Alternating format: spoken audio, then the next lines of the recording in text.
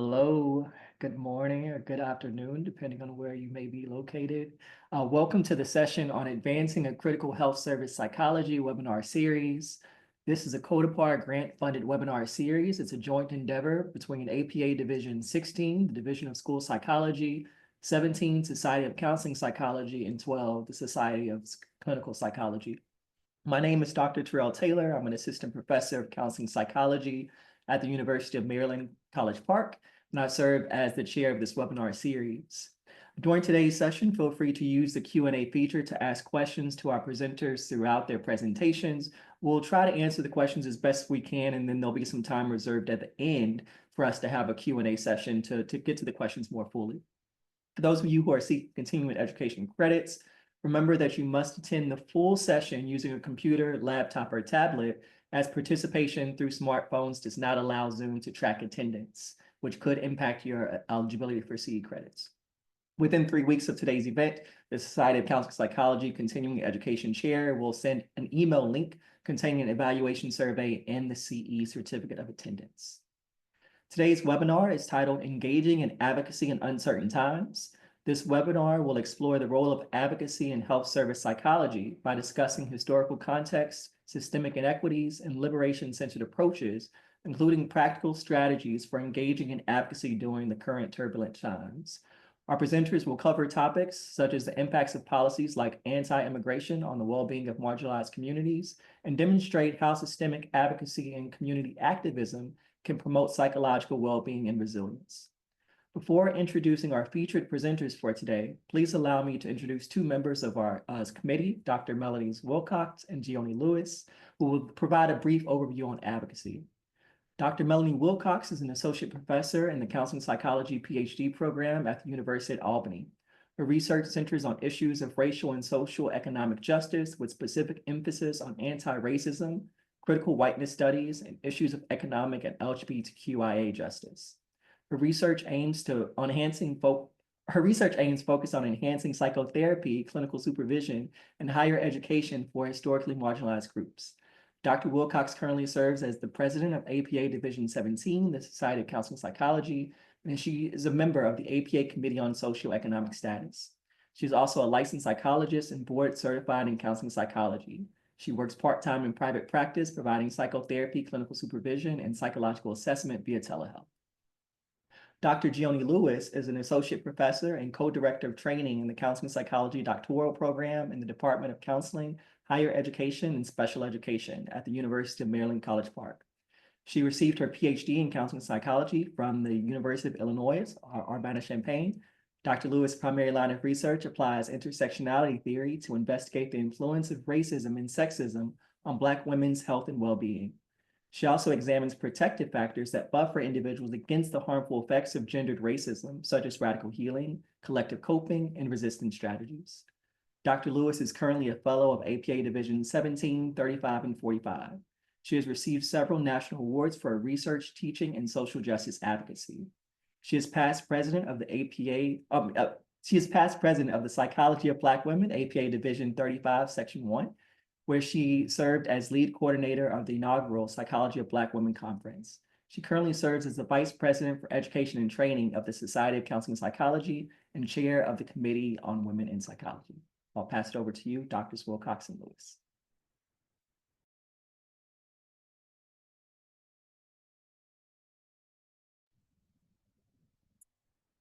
Good afternoon, everyone. It's so great to see you all here today. I will go ahead and pass it over to Dr. Wilcox to start us off.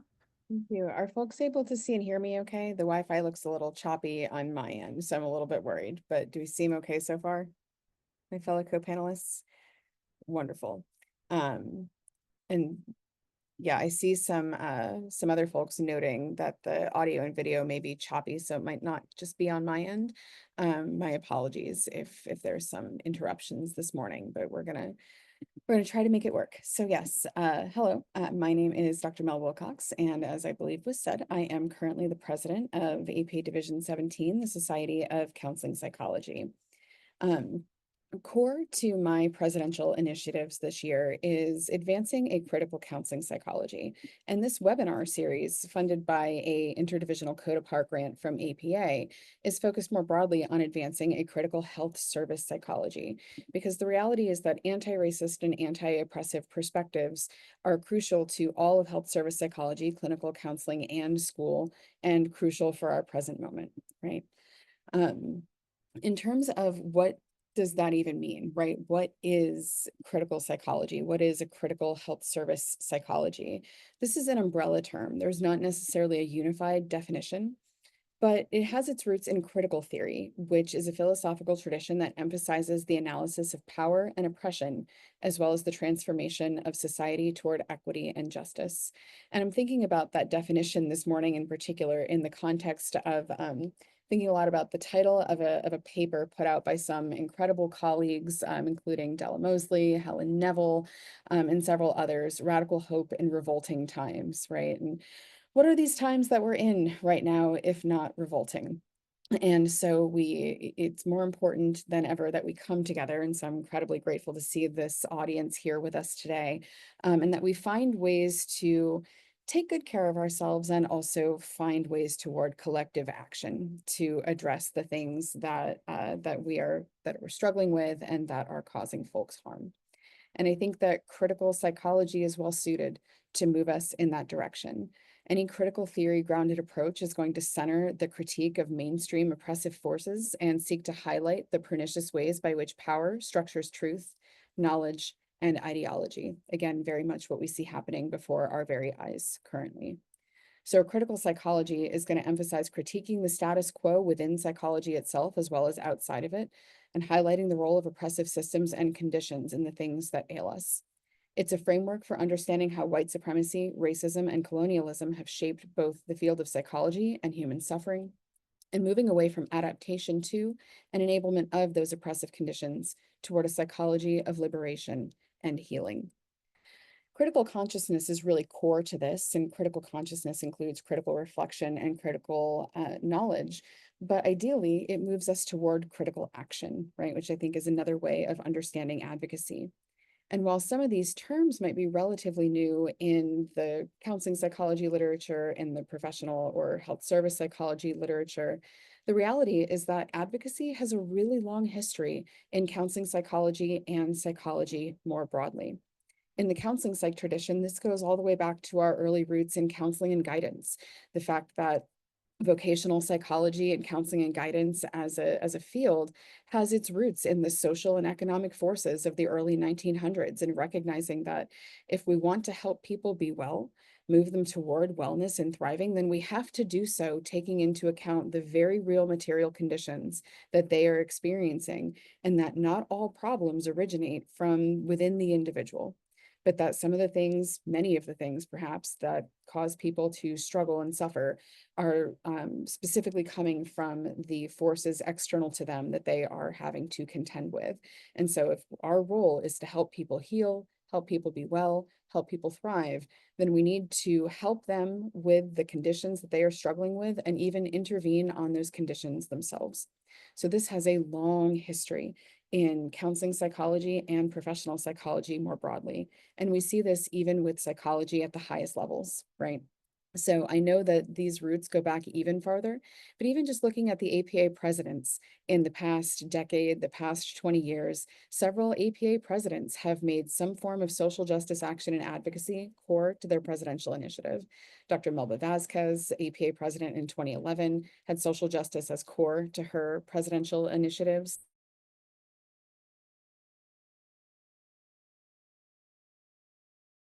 Who made social justice advocacy and action core to their everyday work as psychologists. And Carol Goodhart, also in her APA presidency back in 2010, worked with legislative advocacy to help bring psychological science to the Hill and inform policy. And again, I think the reality is that our advocacy at the highest levels goes back way further than that. So this is ever important right now, given the times that we face, but it's not new. Really, it's a reclamation and strengthening of something that has long been a part of our history.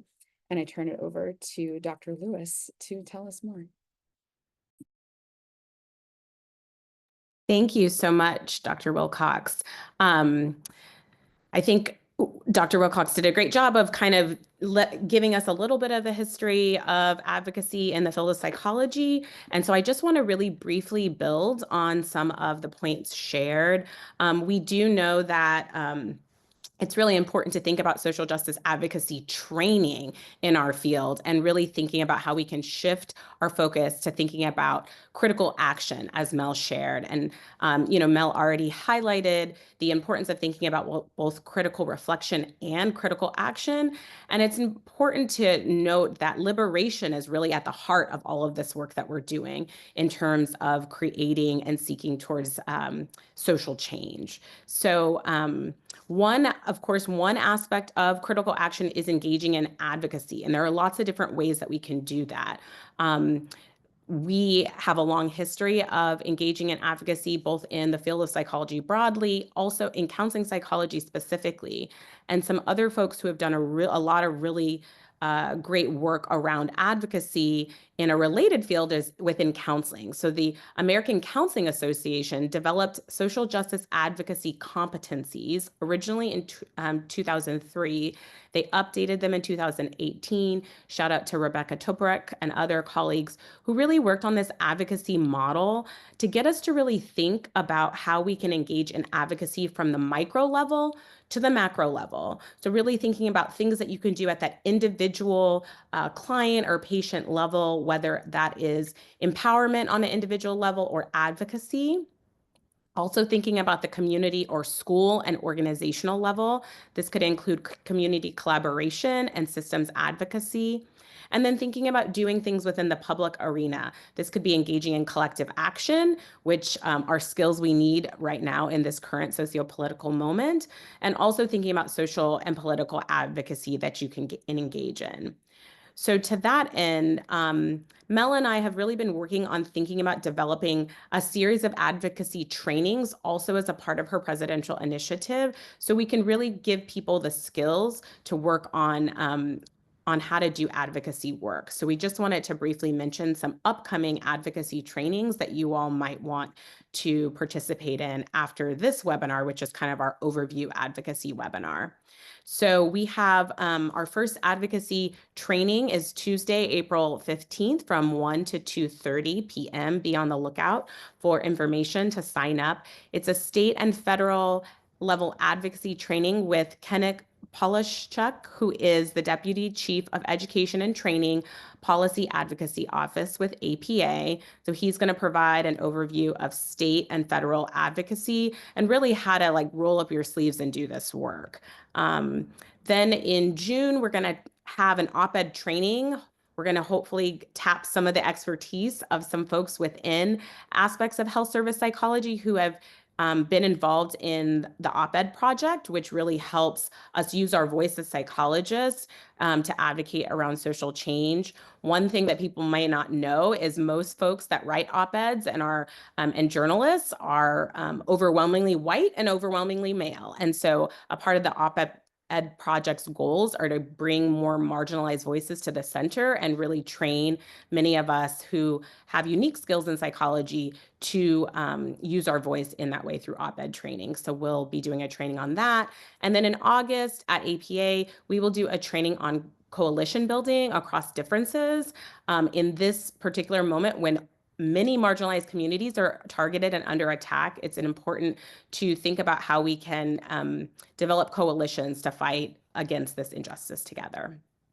So now I want to transition to introducing our speakers. So we, the webinar planning committee, are excited for the 3 speakers we have today for you all. We've chosen folks in clinical, school, and counseling psychology who are really experts on the front lines in doing advocacy work in the field of psychology. So I'm going to just introduce the first of the 3 speakers next, and then we'll read the subsequent bios before their presentations.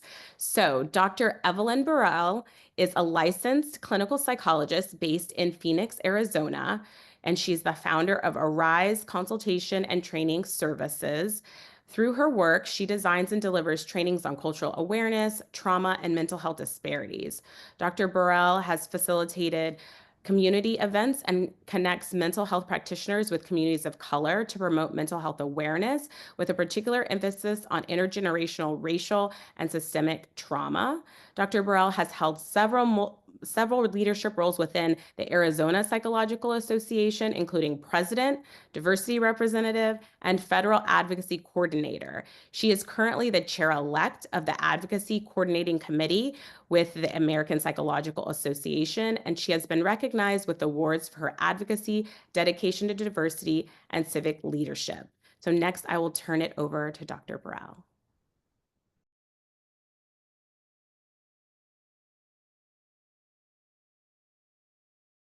Okay, thank you, everyone. I'm so excited to be here and take a few minutes of your time to talk a little bit about what advocacy can look like, really just kind of in this day and age. There's a lot that's been going on. There's a lot that's happening in our nation, in our world, in our communities. And as indicated earlier by Mel and Gioni, it's really important for us to take a look at everything that's going on and work through advocacy, not only within ourselves as clinicians, as counselors, but also within the clients that we work with and represent, and in the greater community. And so, as psychologists, there's various ways that we can show up, and there's various ways to advocate. Some are in the street kind of advocates, and someone are more down low advocates, and all of it is fine. Quick disclaimer, I am coming and offering this presentation solely on my own, so I don't reflect the opinions of my employers or any other organization that I may be affiliated with. So I'm just going to kind of just start at the basics, like what is going on? And it's kind of a lot.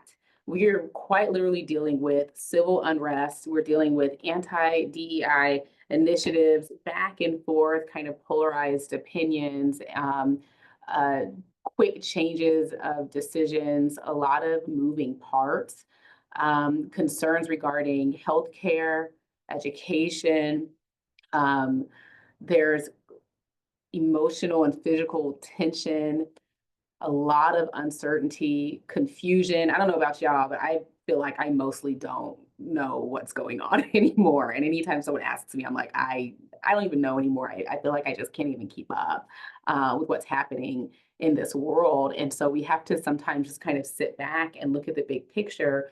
And when it comes to advocacy, part of that is also recognizing where our passions lie and where our hearts are in advocacy. And as indicated, you'll hear from individuals that have various backgrounds in their work in counseling and school psychology, and the things that they might focus on and the populations they may focus on in their advocacy may be very different from mine.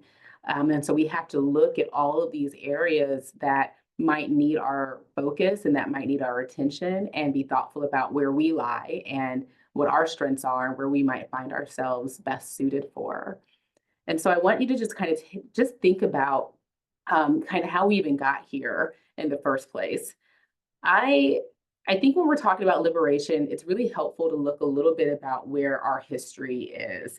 And I want to talk about just really briefly the very first code of ethics that came out in 1953. Nicholas Hobbs was a psychologist that really helped kind of finalize this code and deliver this process. It was very large. It basically was a list, just stories and experiences, right? These things happened. This is how I responded to it. Maybe what would have potentially been a better way to respond from an ethical perspective. But when we talk about liberation and we talk psychology and advocacy, I think it's really important for us to recognize where some of the foundation lies in psychology, and maybe sometimes where we get a little bit confused as to what our roles are, or even more so what our roles could be. And so Dr. Nicholas Hobbs is quoted in 1964 stating, "Psychiatrists, social workers, nurses, and psychologists have been trained primarily as clinicians, as intrapsychic diagnosticians, as listeners with a third ear. We are clinicians, not public health, mental health experts. Who among us know enough about schools, courts, churches, welfare programs, recreation, effects of automation, cultural deprivation, population mobility, delinquency, family life, city planning, and human ecology in general to presume to serve on the staff of a comprehensive community mental health center. Take a moment to think about this quote and also what was going on in America at the time. When our Code of Ethics was finalized in 1953, this was at the start of the Civil Rights Movement. And we have leaders in psychology and in our profession saying, hey, we don't know about those things, right? Cultural deprivation, that's completely outside of our scope. You know, delinquency, we don't know about that. City planning, these things aren't us. And it really speaks to who psychology was created for in the first place, right? And what individuals benefited the most from psychology back in the day. But that also means that now we have to shift and utilize all of the skills that we've gained as psychologists, all of the knowledge that we have as psychologists, and learn to and work hard, really, to ensure that other communities, marginalized communities, can still gain access to some of the really important ideologies and theories and research and knowledge that we as psychologists have. There was this huge argument about, what community mental health looks like versus what those private practice settings are, and a clear disparity between socioeconomic status, race, religion, of who was able to receive psychological care. He's also quoted stating, the code should be an expression of best ethical practices in the field of psychology as judged by a large representative sample of members of the American Psychological Association. Unfortunately, that large representative sample hasn't changed all that much since the 1960s. Most individuals who are members of the APA do not reflect and are not part of the marginalized communities, which means we may not be seeing marginalized individuals, people of color, people from various sex, gender, religious backgrounds, individuals with disabilities, and so on and so forth, aren't representative of APA still. So how are we in a position to sit back and say, those are the groups that are going to best express what ethics even looks like for us? How do I advocate for communities of color and speak out against some of the atrocities that are happening if a larger representative of people say, maybe that's not what we belong, that's not what we're supposed to do, right? That's not what we're here for. But as indicated earlier, psychology has a very, very long history of advocacy that I think we're ready to tap back into, assuming that we've stepped away from it for a particular time. So we want to ensure that we're looking at certain principles, that we're looking at the systems that are at play, and that we're being thoughtful about what we can do to take social action, not just waiting for the research, but knowing, what our backgrounds are, knowing what our communities need, and rejoining our communities. I don't know about you, but I remember when I was in graduate school, people kept telling me like, oh, if someone asks me what my job is, I don't tell them that I'm a psychologist, right? I think I had someone tell me that they told people they worked at Circle K in order to eliminate conversation. And I just remember thinking, wow, that must be so disconnecting to feel like you can't go into the world and just tell people what you do for work, or not going to certain events, or just things that you enjoy doing in fear that you may become too deeply involved, right, into your own communities. And for some of us as marginalized, who represent marginalized communities, we need to be part of our communities. It's a strong drive for us. And so how do we liberate ourselves so that we can do that, so we can both grow within our own selves and our own hearts and the work we're doing in our communities, and be amazing ethical psychologists and advocate for the needs of the individuals that we're working for, as well as for ourselves. So let's just take a look, just really briefly, about what has been going on just for these last few years. I just have a few images I'm sharing, and I want you to sit with how you're feeling about just kind of looking at these images. What comes to mind for you? Or what feelings are you experiencing? Confusion, anger, rage, advocacy, activism, hope. What groups pull you right towards them closer, that makes you want to speak for them and speak out alongside them and be an ally towards them. What groups are you part of? Do you represent particular marginalized communities? Do you know people who represent these communities? Do you find yourself being an ally for these communities, or wanting or desiring to be an ally? Because that's going to help in navigating who you advocate for and how you advocate for certain populations. We've definitely had a very interesting last decade, and we've seen American history shift very greatly, and it almost feels quickly. It's probably not fast, but for me, it feels like it's been very, very, very fast that we've seen some of these changes, and work that our ancestors did to create safety for us just kind of being brought back up, right? And taking it back to the streets and back into the trenches. So be thoughtful about who you want to work for, who you represent, and what areas you would like to advocate. So just kind of briefly, liberation psychology, just to kind of give you the basics. It identifies oppressive sociopolitical systems.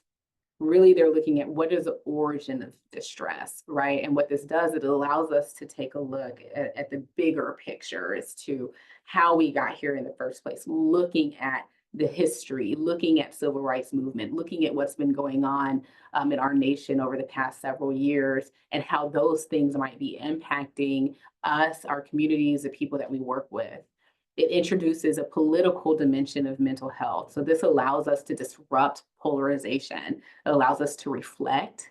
It allows us to voice our feelings, our thoughts, and to be really thoughtful about what we're observing, right? And those critical observations and what we're seeing and what we're experiencing, and not in a way that minimizes, not in a way that distorts, but in a reality-based way.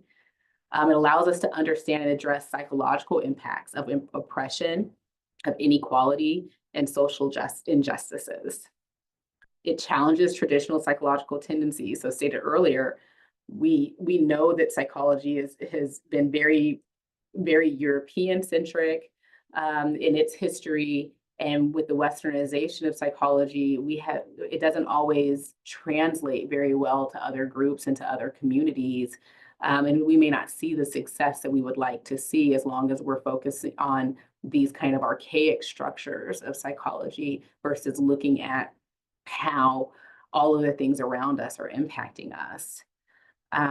So it challenges psychology to ignore some of the structural power dynamic, and center the experiences of marginalized and oppressed communities. And when we do this, we're forced to look at the historical aspects of things: individuals who've been excluded, individuals who've been silenced, individuals who've been harmed, populations who've experienced these things, and these systemic forces that create social injustice.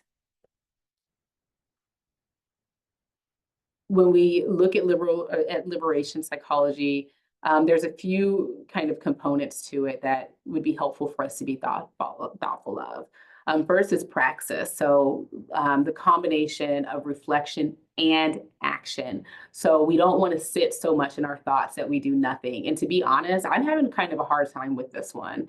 I feel like I have a lot of stuff that I'm thinking about, and I'm having a hard time shifting those thoughts into action. And some of that is because I'm confused, to be honest. And something I say, oh, okay, we're going to focus on this thing, and that's where we're going to act. And then next thing I know, maybe it's gone away, and maybe it feels like it's too late, and maybe I didn't do it fast enough, or maybe I just didn't know how.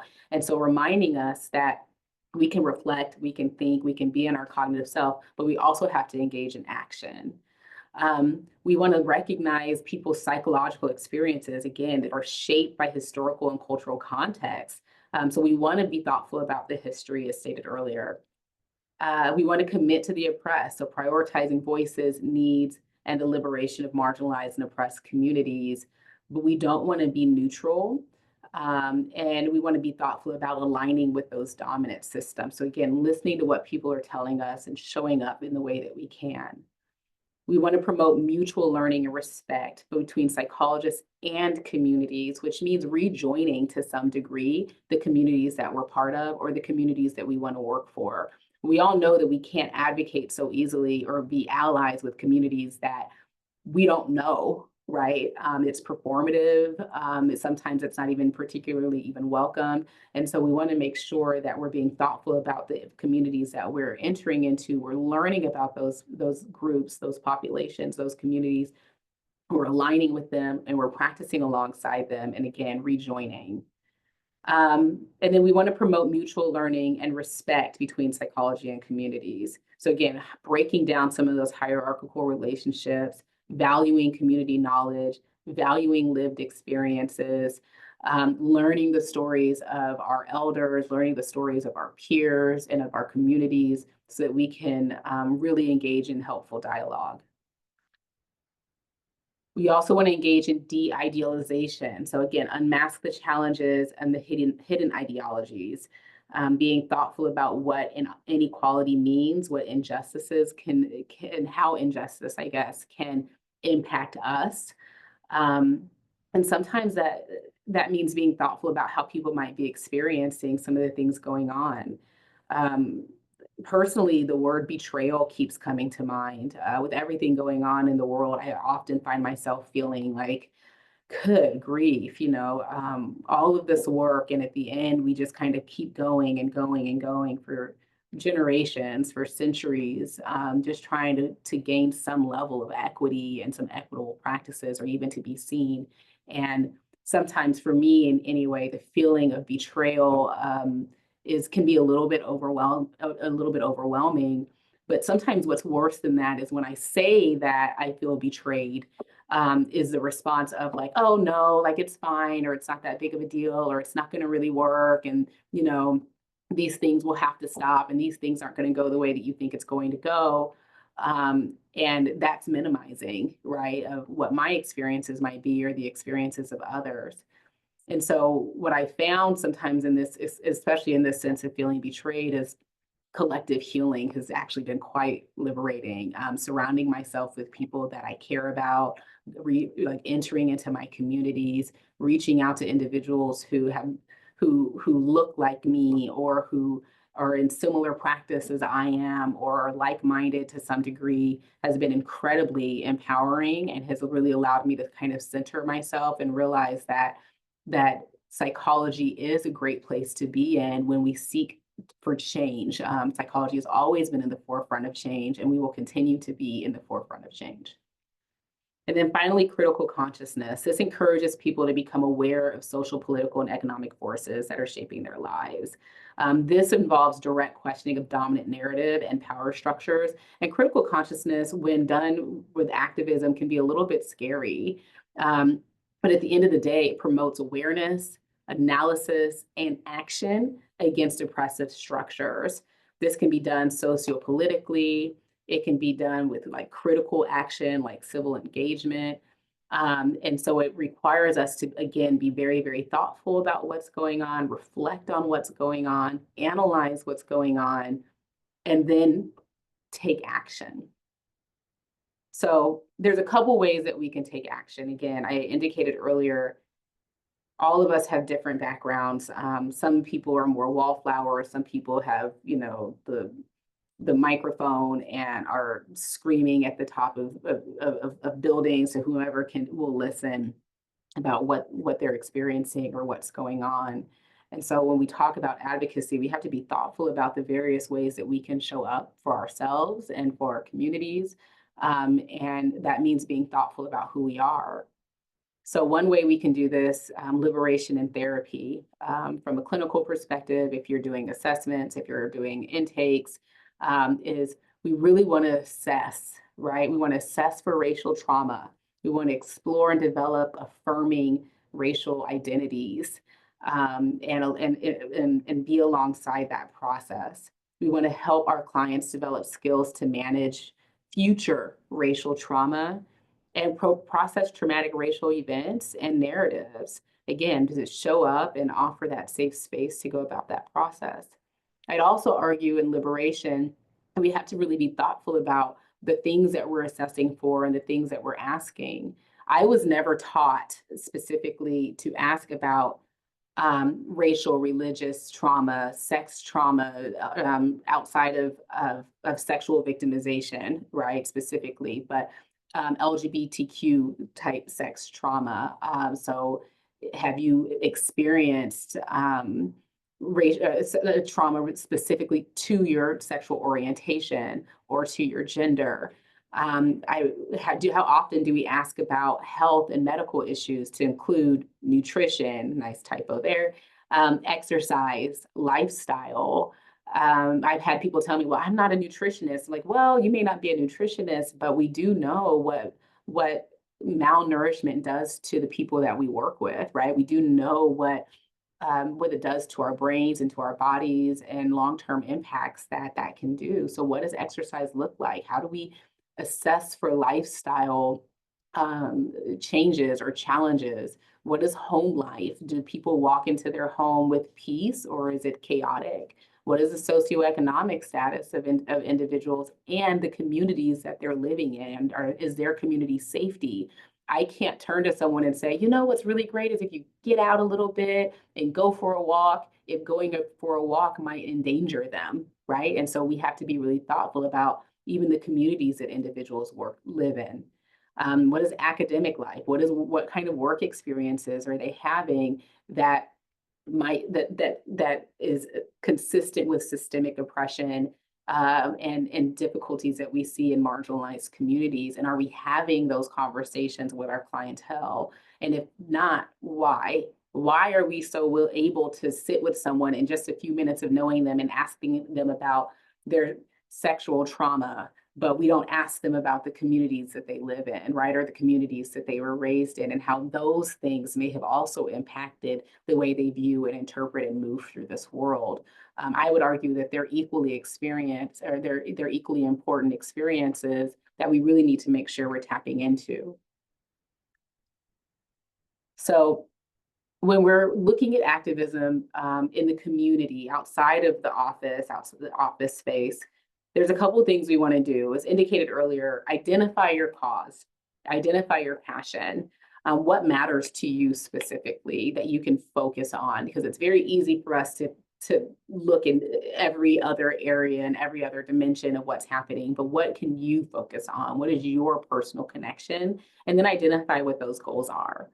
Research and educate yourself. So understand the issue to the best of your ability. Google is phenomenal, but many of us, if you're in academia, you may also have access to academic journals. If you're an APA member, then you have access to APA journals and various divisions as well. So know what's going on, know your facts, do Google searches.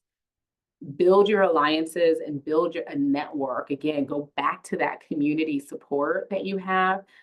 Reach out to and connect with people who are like-minded, who might align with you, who are willing to engage you, and whatever those actions might be. Develop a strategy and action plan. So set clear goals. Again, identify what your target audience is. Choose your methods. And this is kind of where you can show up in your own skin, in your own space, right? Your method could be anywhere from writing a letter or a postcard to your senators or to your congressmen, or individuals who might be in leadership positions that can affect change, all the way to attending rallies, or joining marches or organizing marches. It could be getting on social media and posting or reposting or sharing information that you might have with your loved ones, or with any of the followers that you might have.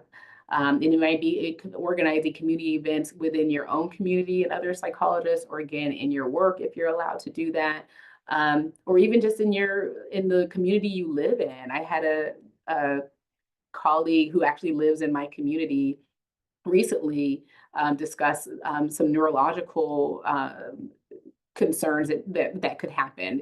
I won't give the story, but something happened in our community, and he responded as a neuropsychologist. And part of the statement was like, hey, maybe within our own community, we can offer some psychoeducation on TBI, right, to our kids and to the families that live in this community. So what could that look like? And then create a timeline to your best ability. Finally, with activism in the community, engage and communicate. So again, raise self-awareness, use your voice, listen to the communities, listen to the populations, listen to the people that you're here to serve, engage in the media again. And then finally, track your progress. And if you need to adapt, adapt. If you need to make a change, make a change.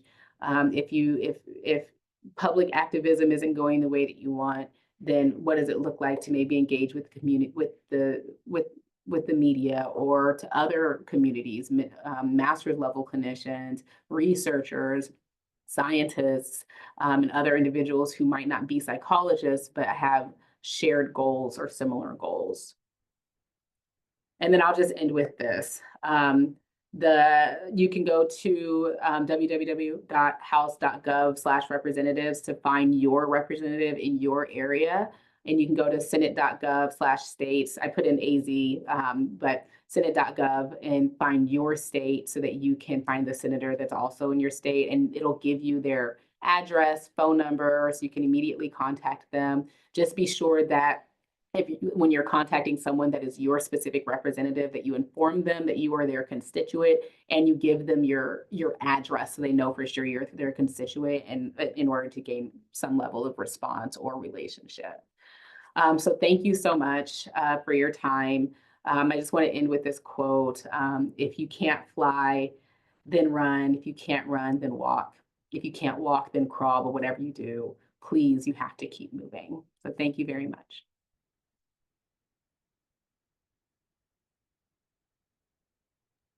Wonderful. Thank you so much, Dr. Burrell, for kicking us off with that incredible presentation. Next up is going to be Dr. Antoinette Miranda, who I have the pleasure of serving with on this webinar series committee, as she is currently president of Division 16 School Psychology. In addition to that, Dr. Miranda is currently the chair of the Department of Teaching and Learning at The Ohio State University and a professor of school psychology there. She has been at OSU for 36 years. Prior to coming to OSU, she worked as a school psychologist in New York City public schools. Dr. Miranda has extensive experience consulting and collaborating with urban and suburban school districts and has been involved in a number of collaborative projects with Columbus City Schools during her tenure at OSU. Dr. Miranda has a lifelong passion for making schools work for school-aged children, especially those most vulnerable. Her research is focused on issues of diversity, such as developing effective interventions with at-risk children in urban settings, consultation services in urban settings, culturally responsive practices, and social justice. She was instrumental in transforming the OSU school psychology program to have an urban and social justice focus. She is also currently a member of the APA Committee on Ethnic Minority Affairs, in addition to being president of APA Division 16 School Psychology. With that, I turn it over to Dr. Miranda. Thank you, Melanie. So I'm gonna see if I can share my screen and see if it will work. We practiced and they said it would work. So can everybody see that? Yes. Okay. Will it advance? Yes. Oh, great. So my presentation is Advocacy in Action, How Recent Legislation Harms School Psychologists and the Communities They Serve.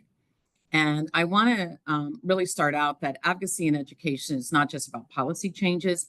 It's about ensuring every child has the opportunity, support, and voice to succeed. And so before I start my presentation, I just want to talk about how I really got into this. And I love Dr. Burrell's description of a wallflower advocate. And that's what I'm going to say, that for many years I admired people that did advocacy. And I then became a State Board of Education member in the state of Ohio, which I was on for 8 years, and I finished my term in December. And it was that experience that really moved me from a wallflower advocate to being instrumental in trying to use advocacy as a verb.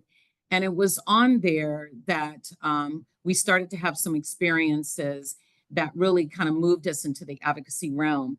One of the things about the Board of Ed is I was the only one that really had a mental health background. And so we had some members that wanted to pass a resolution that was in opposition to the federal government's proposed Title X protections for LGBTQ students. And in particular, there was a very vicious attack, in my estimation, on transgender youth. And so I ended up doing my own resolution and then putting myself out there. And then the other thing that happened is 7 of the board members sued the governor of Ohio in terms when they took the powers away from the Board of Ed. And so I give that because it really has spurred my interest and really having me become an advocate. And as a result, my platform as Division 16 president has been advocacy, because it seemed like the next natural piece from many of the other presidents that had an anti-racism resolution. And so advocating for education during turbulent times can be challenging, but it's also more important than ever, as Dr. Burrell talked about so eloquently. And we are at a pivotal moment in our nation's history, a moment when the very principles of diversity, equity, and inclusion are being challenged, dismantled, and in some cases outright banned. But let me be clear, the fight for justice does not end when policies are reversed, which much of us are experiencing right now. The commitment to equity does not fade when opposition rises. If anything, these challenges remind us that social justice is not a passive belief. It is an active pursuit. It is a verb. And now more than ever, advocacy must be our action. Across the country, we see DEI programs under attack. Schools are being told they cannot acknowledge historical injustices. Workplaces are being pressured to abandon efforts that promote equal opportunity. Leaders who champion inclusion are being silenced. Legislation such as Don't Say Gay bills presents as barriers to providing comprehensive mental health support to students. Unfortunately, much of this legislation disproportionately affects our most marginalized and vulnerable students and clients. But history has taught us that when progress is threatened, it is up to the people, up to us, to push forward. Advocacy can feel abstract, and I think initially that's why I always saw it as I tried to explain about advocacy, always trying to find examples that really spoke to that. So what does advocacy look like in this moment? It looks like showing up. It looks like speaking out. It looks like refusing to be silent in the face of injustice.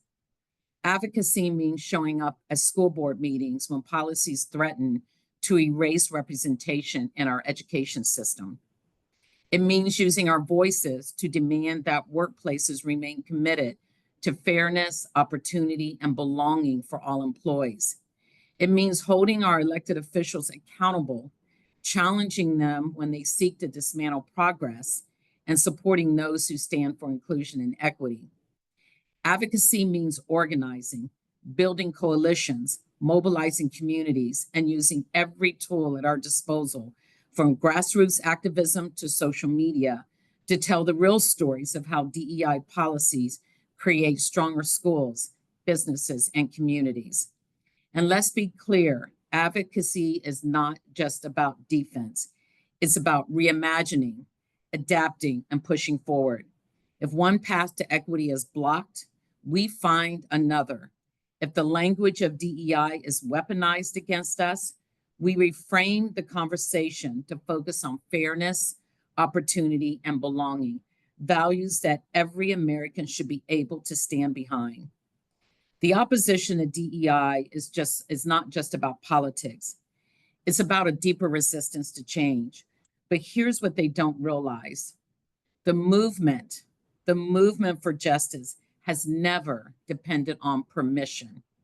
It thrives on persistence. It thrives on people who refuse to let progress be undone. So let's talk about strategies. And many of these are the same as what Dr. Burrell talked about. And I see 3 key elements of advocacy, and I think about my own experience of going through this. And the first one is awareness and education. We need to spread knowledge about the issues that are out there and its impact and why the change is necessary. And this includes educating the public, policymakers, stakeholders, to build a shared understanding. 2, action and engagement, mobilizing individuals, mobilizing communities and organizations to take meaningful steps, such as signing petitions, attending meetings, or participating in campaigns to push for change. And then 3, policy and systems change. How do we begin to influence laws, regulations, and institutional practices to create long-term sustainable improvements that address the root causes of the issues? And I know we're in a time where this is really difficult to think about. When I think about school psychologists in particular, and this is the thing that really struck me when I was on the Board of Ed, when they brought forth this resolution, and most of it really was they wanted us to out transgender children to their parents. And one of the things that was really important to me was upholding the ethical code and how they did that. And one of the things I talked about on the board is that I could not be okay with this resolution because it was counter to my ethical code as a school psychologist. So we have to ensure that our advocacy aligns with our core values: beneficence and non-maleficence, doing good and avoiding harm; justice, ensuring fair treatment for all; and respect for rights and dignity, protecting confidentiality, autonomy, and informed consent. And some of the things I've thought about a lot is that, particularly for school psychologists who work in schools where they're being told in schools that you have to do that, figuring out how do we protect school psychologists, but also allow them to be true to their ethical code. And these are some of the challenges that we're experiencing today, and just figuring out how do we begin to train our students to this environment that they're going to encounter that maybe 5-10 years ago was not a part of it. So as a psychologist, my duty is to uphold ethical standards that protect the well-being, the dignity, and rights of those I serve. And when legislation threatens these principles, whether by restricting access to care, compromising confidentiality, or undermining evidence-based practices, I cannot and will not remain silent. Mental health care must be guided by science, ethics, and compassion, not politics. And policies that force psychologists to act against their principal code put both practitioners and the people they serve at risk. And so when I think about how we move forward, I think about these things as strategies to be able to put in place. And the first one is we have to stay informed on policy changes. We have to keep up with legislative updates that affect mental health care, client rights, and professional responsibilities. We have to engage with professional organizations such as APA that provide legal and ethical guidance. And these upcoming advocacy workshops, I believe, are essential in terms of helping our constituents be able to navigate these waters that are out there. We have to gauge an ethical advocacy, educate policymakers on the real world impact of legislation on mental health services and ethical practice. And I must say that one of the things I've experienced, but it doesn't mean you give up, sometimes the ideology is so strong that it almost doesn't matter when you present real world impact of how it's affecting our transgender students. It would not change their mind. But my belief is that we don't give up. We need to share data, research, and expert opinions to shape evidence-based policies and use professional networks to amplify our concerns and propose ethically sound alternatives. We have to collaborate with legal and ethical experts, seek guidance from ethics committees, from legal professionals, because they can be our friends in terms of thinking of possibly suing, much like we did when we sued the governor, and advocacy groups when navigating gray areas. We need to work with interdisciplinary teams, and I think this is really crucial because we need to have more minds coming together in terms of thinking about how we can advocate for just policies. We need to mobilize community and professional support. We need to partner with advocacy groups, mental health coalitions, and educators to amplify the concerns we have. We need to organize petitions and public awareness campaigns. And most importantly, we must build coalitions. We find that collective voices have greater impact than individual efforts.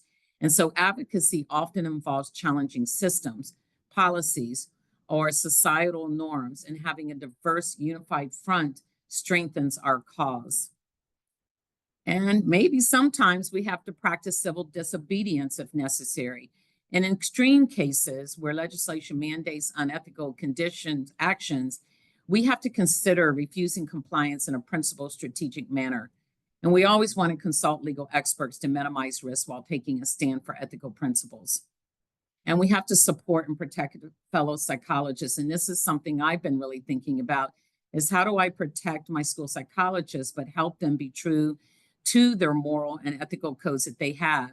So we have to advocate for legal protection for mental health professionals that are facing ethical dilemmas due to some of the legislation that's out there, and provide training and peer support for navigating these challenges.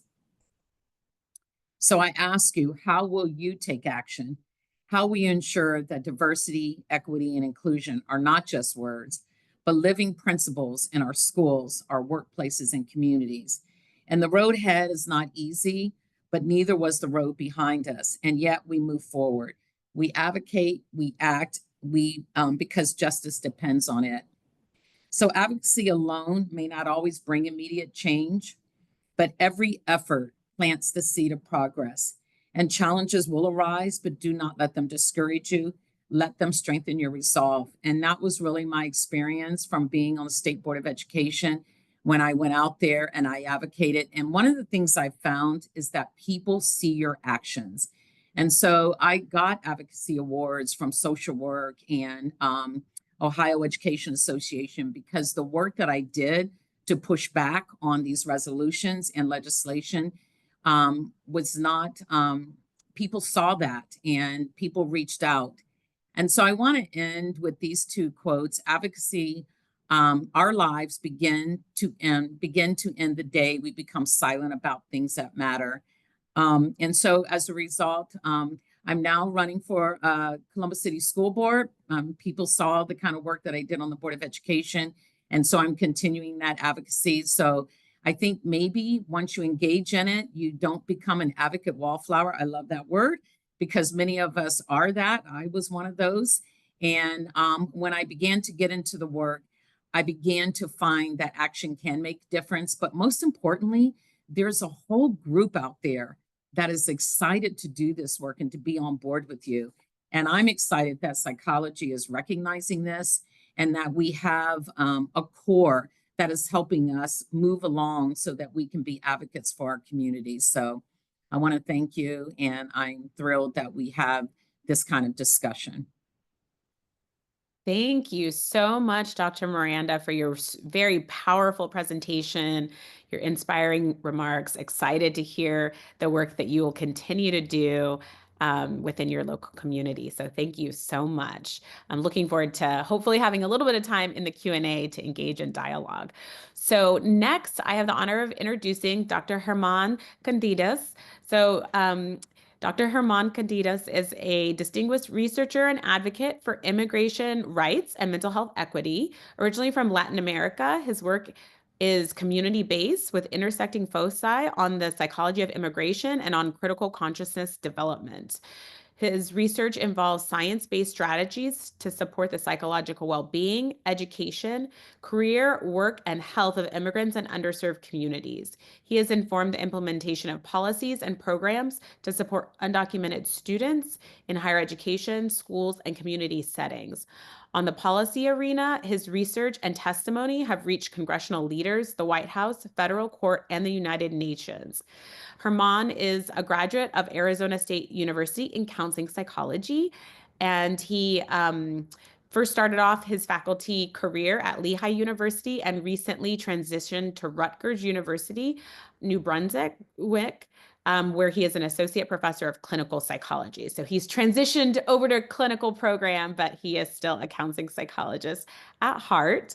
He also serves as inaugural associate director of the Center for Youth Social Emotional Wellness.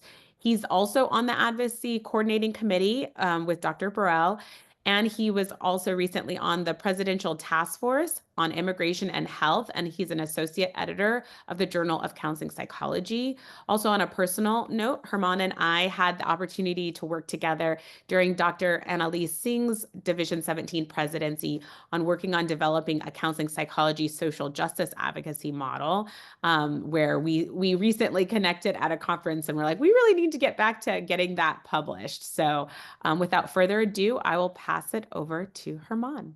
Thank you. Thank you so much, Yoni, for that introduction. Welcome, everyone. I hope you're doing well. Welcome wherever you're calling from. And welcome as you are. Welcome with whatever you're coming into this space with. I know that this is a difficult time for many. And whatever you're feeling in this moment is valid. And I just want to welcome you as you are. It is wonderful to be here with so many friends and dear colleagues.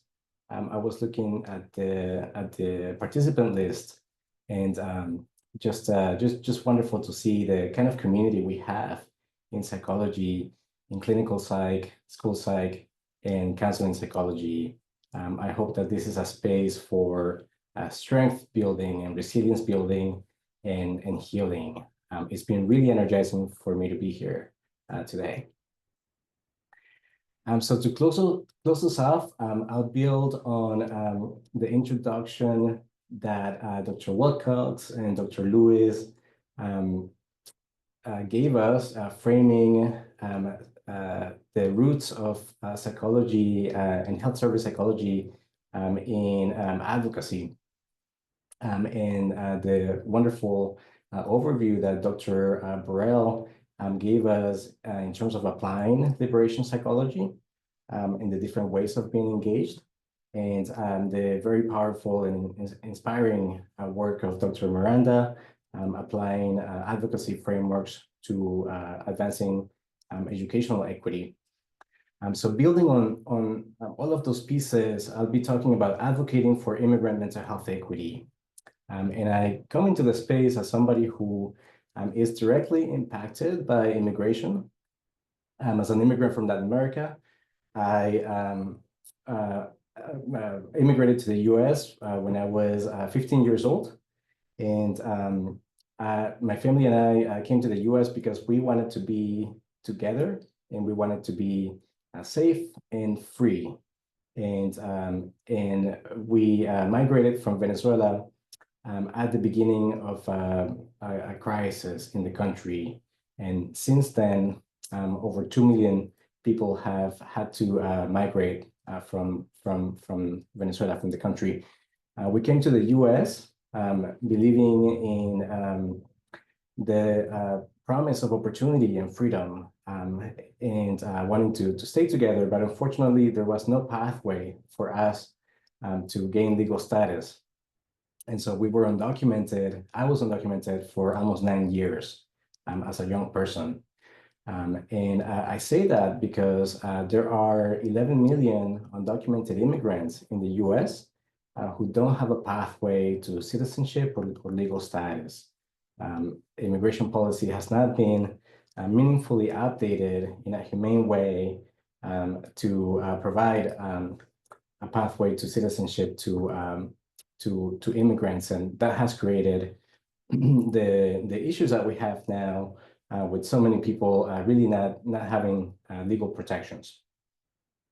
That personal connection to immigration eventually brought me to becoming involved in advocacy at the local level, resisting anti-immigrant laws in Arizona. I was there during the SB 1070 days. SB 1070 was the anti-immigrant show me your papers law that would have given police the right to serve as immigration agents and ask for people's immigration status. And it was advocating against that that I became involved in activism on the ground. And eventually became an advocate for the DREAM Act, pushing for the federal DREAM Act. And now the work that I do centers on how to advocate for immigrant mental health within psychology. So to start, I would like to ask us to center over the next 15 minutes on a space of gratitude for the immigrant community. We are living during a very dark period for immigrants, and we hear many myths and quite a bit of misinformation and disinformation about immigrants. So I want to ask us to help me complete this sentence. Immigrants are, and please feel free to enter anything that comes to mind in the chat. Immigrants are.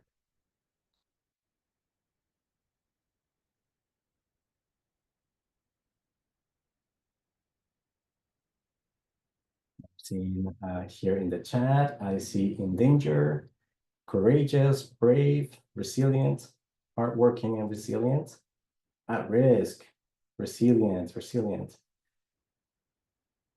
creative, resilient, the heart of the US, resilient, the backbone of the US, persistent, valuable neighbors, friends, family, community members, important to our communities, resourceful, crucial to our society, productive, engaged member of our society, so necessary in our culture, strong, rule-abiding, risk-takers, all of us, strong, necessary. Immigrants are the wealth of this nation. Mi gente, said somebody in Spanish. Part of the foundation of our country and community, my neighbors, brave, and so on. I could, there are 42 more messages to read, but I appreciate what folks are putting in the chat. There are so many positive attributes that we can associate with immigrants right now, even during these dark times. All right, so for the rest of our space today, I'm going to center on two things, reflection and action, drawing from critical consciousness and liberation psychology. First, I'll walk us through some of the policy context regarding immigration, and then I'll focus on some concrete actions that we can all take within the field of psychology to promote the health and well-being of our immigrant communities and to affirm some of the positivity that is being shared here in the chat. So in the new year, in 2025, we've been in a very dark period for federal policy changes regarding immigration. And there's a great high-level report by the American Immigration Council. We can access that here with a high-level analysis of many of the federal executive orders that have been implemented regarding immigration. So many of them, I think there were about 13 just from the first week. And they're far-ranging. They go as far as to try to take away birthright citizenship from newborn babies who may have a parent who is undocumented, which is a constitutional right, right for folks to have birthright citizenship. So we have seen a real escalation in anti-immigrant aggressive policies. We have been seeing the taking away of legal protections for many immigrant groups. We just saw a couple of days ago the removal of or the ending of the parole, humanitarian parole for immigrants from many Latin American countries who had migrated to the US legally and sponsored by US citizens and other residents in the US. And so we're seeing a major policy shift in a very negative direction, needless to say, at the federal level. This is compounded by the state policy climate that has also been quite anti-immigrant over the past couple of decades. And health researchers have developed a measure of structural racism and xenophobia that is called the immigration policy climate, the IPC. And I think this is a very innovative way of assessing state-level immigration climate. The IPC is based on reviewing over 700 state policies across 5 social determinants of health, including access to public health, higher education, driver's licenses, and immigration enforcement. This metric ranges from -10 to +10, +10 being the most welcoming climates, and states like California, for example, have around a 10 IPC, and -10 being the most anti-immigrant states. This type of research over this period between 2009 and 2019 showed that the US has, unfortunately, an exclusionary state policy climate when we average all of the states together. The mean IPC is -2.5, and it may vary state by state. The state where I live, New Jersey, I'm very proud that New Jersey is a welcoming state with an IPC of 6. But the IPC might change from state to state. So something that we can do on a practical level is to get to know our state policies and our city policies in the state that we reside, and get a sense for what might be available for immigrants locally.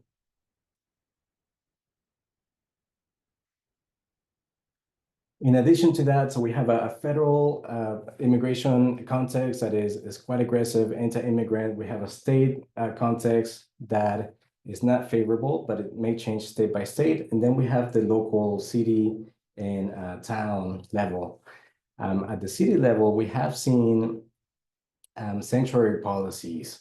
And these are policies that may restrict local law enforcement cooperation with immigration enforcement, or ICE. And there are many cities across the country, many towns that passed sanctuary policies, especially during the last Trump administration. And some policies that have renewed this time around as well. And so we see cities such as Boston and LA that have reinstated sanctuary policies. And the research shows that these policies are quite positive for immigrant communities. And they help to lower the number of folks who might end up in ICE custody. They're beneficial to the locals, even when the number of immigrants are low, because it helps increase consciousness about immigration issues. These policies also help to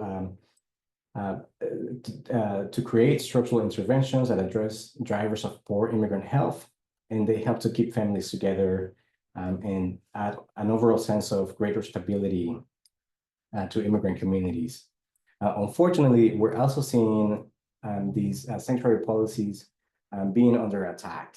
And we've seen, for example, states like Texas busing immigrants from the border to sanctuary cities to try to overwhelm these cities, and to try to sort of overwhelm the local citizens as well, and to create discord towards immigrants.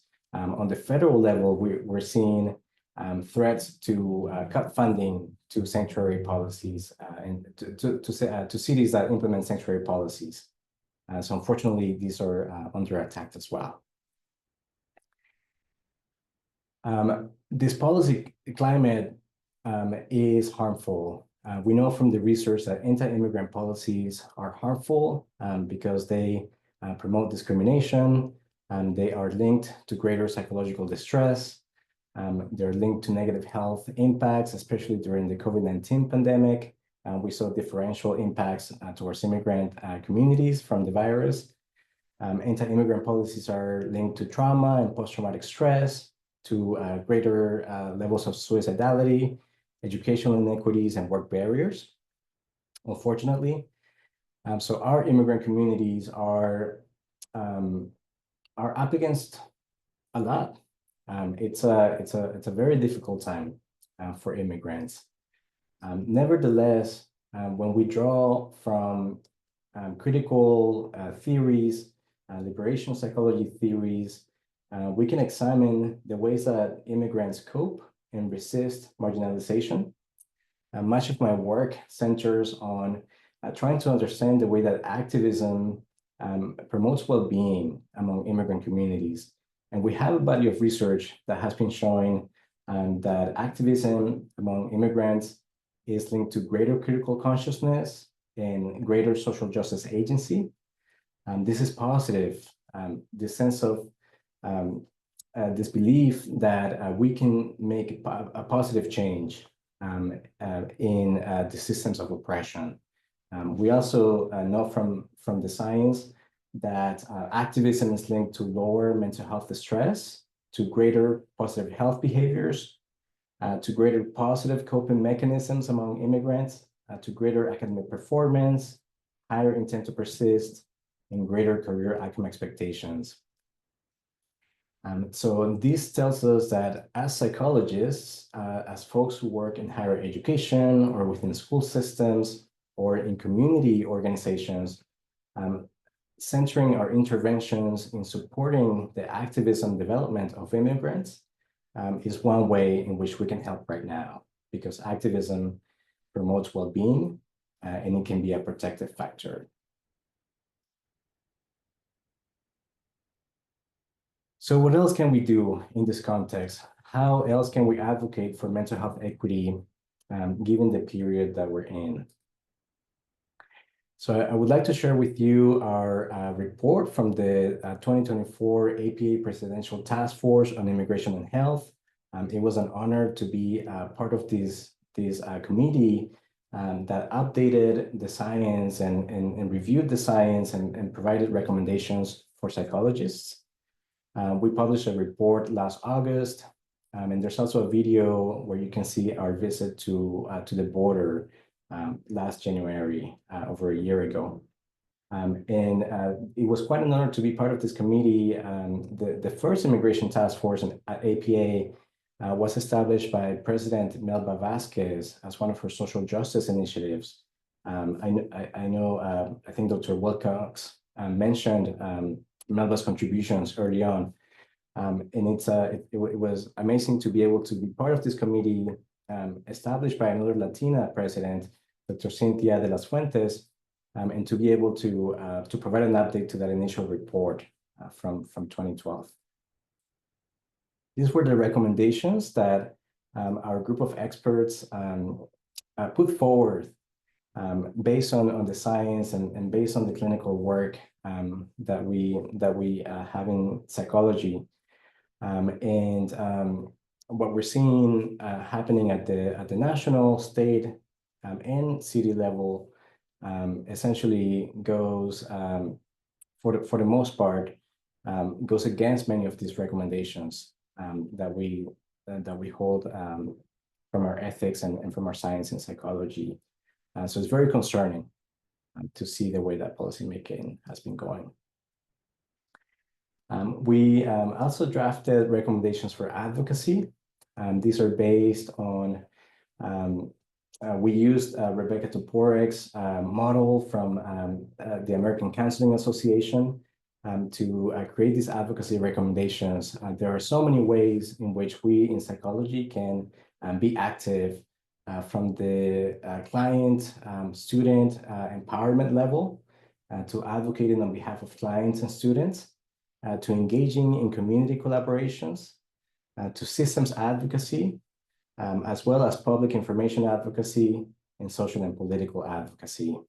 And the public information advocacy part is especially relevant since we're seeing that the use of technology and social media has driven quite a bit of misinformation and disinformation about immigration and immigrants. And so we can counter that by sharing real, true stories about immigrants with our networks, with our social media, engaging with the media, as well as Dr. Lewis mentioned earlier. In our report, we also covered a couple of frameworks from psychology that we have at our disposal to help guide some of our advocacy. One of these is the APA Multicultural Guidelines, which situate individual distress within the larger context, with particular attention to human rights, power, and privilege.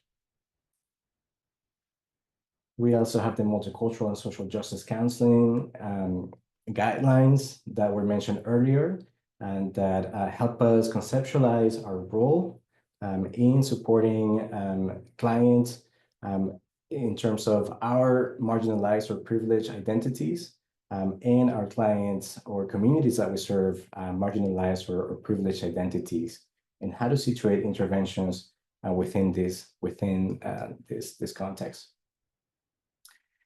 Another framework that may help us in getting our advocacy in this moment is the collaborative immigration advocacy model.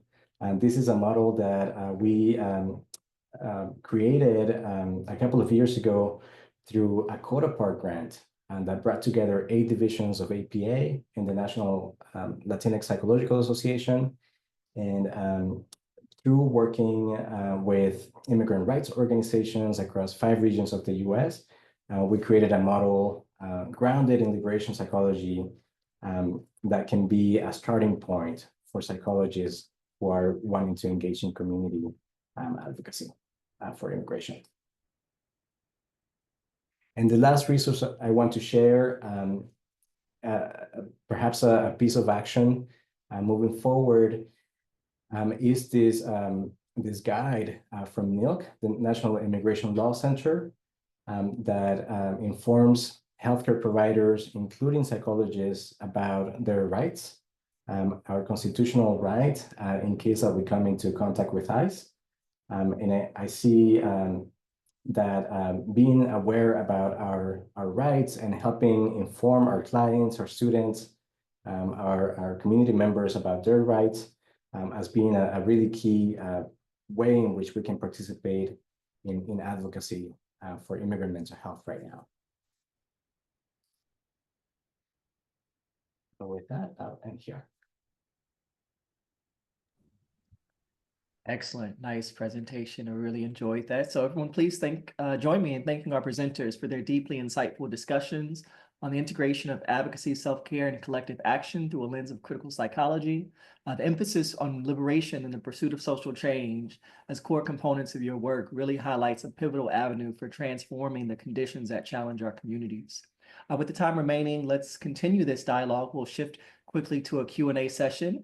Dr. Jordan Wright, president of APA Division 12, Society of Clinical Psychology, will you get us started by asking the first question? Yeah, absolutely. And I just want to express my gratitude as well for our presenters today. These were amazing presentations. I am extremely grateful for your work, but also for your generosity in sharing your wisdom with us today. I am personally extremely grateful, and I'm grateful that this is out in the world, and hopefully more folks will engage with it as recordings on YouTube and asynchronously through Society of Clinical Psychology. So our first question, and we may only have time for 1 or 2, unfortunately, but Dr. Miranda mentioned interprofessional collaboration being key in this work. This has me thinking about the coalition building work that we're going to be engaging in moving forward.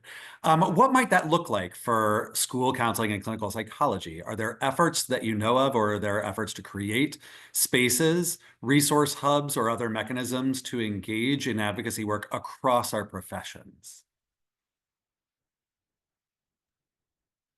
I'm not sure, but I think Melanie, some of the stuff that she's talked about, I think is our first efforts to do this. And so I think that things like this are really exciting because you can see one of the things that really strikes me about these 3 presentations is the overlap and how we're coming forward with strategies. So I know what Melanie talked about before, and Gianni as well. I think the work that we're doing, I think if we can get it out there more and become more collaborative, I think that would go a long way. We're in a very precarious time, and I just think the more that we can come together as psychologists, the better.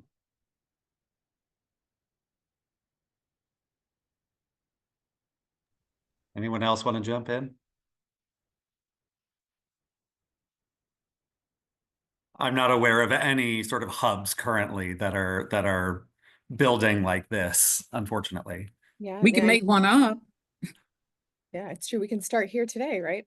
It's something that as part of the structural competence movement that we talk about a lot is the siloing of our professions, and sometimes even vigilantly guarding the boundaries of like, well, that's not what we do. We do this, and kind of maintaining the boundaries of those silos, which certainly doesn't help us work together to chip away at some of the really serious things that we're facing right now.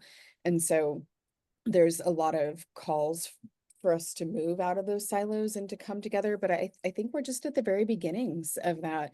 And I think our work toward community building has been so eroded by systems of oppression over time that it feels a little bit like having to learn to ride a bike all over again. How do we come together in community and bring our expertise together, our skills together, to make big change? I think we've got a lot of work to do in that area.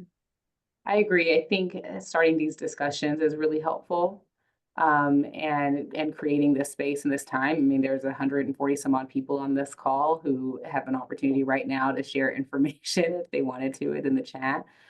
Here in Arizona, I did a town hall on Saturday. We brought together psychologists from various backgrounds and other clinicians to kind of talk about really the foundation. What are the basics? Like, what do we actually just need right now, so that we can start to build from there? And so I think starting with the basics can be really helpful. We'll be doing another town hall in a month specifically for clinicians of color to have the conversation again. But we're expecting it to be a little bit different, right, into what clinicians of color are actually going to be needing. And part of what we learned from the town hall this weekend was making sure that we're reaching out to our brothers and sisters in mental health, like the other associations and individuals who are doing this work, who may need some level of camaraderie. So we're not siloed as Melanie or Dr. Wilcox is expressing. It can be really lonely. It can be really hard to be in this space, but we're not alone. And so creating the space of even just safety can be really helpful from an advocacy standpoint. Thank you. Dr. Cadenas, you unmuted. Do you want to add something, or should I move on? Yeah. I would just echo all of that. Here at Rutgers, through our center, we put together this webinar series that we hosted right after the election on immigration, and we have a week long where we had practitioners from the community, we had folks who were directly impacted, and we had faculty members focus on different topics, and it was really well attended. And so those kinds of educational opportunities go a long ways. That training, as Dr. Lewis mentioned earlier. But I also wanted to say that I think we're at a time where many institutions and organizations might be trying to protect themselves and not be targeted. That may place some limits on what we can and cannot do within our professional roles. So,